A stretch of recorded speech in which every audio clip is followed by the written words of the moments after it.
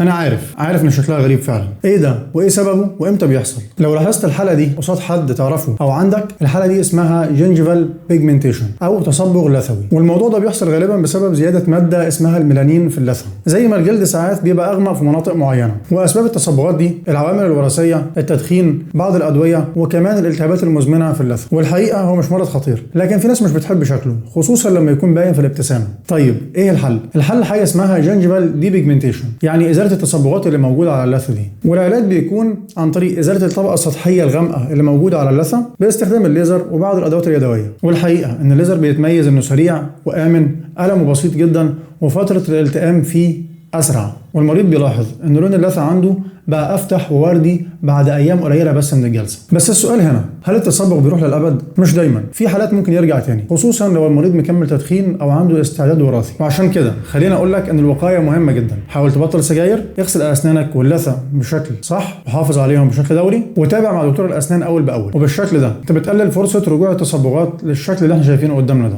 انا حاتم، دكتور اسنان، ولو عايز اي منفعه اسنان اعمل لي متابعه. سلام.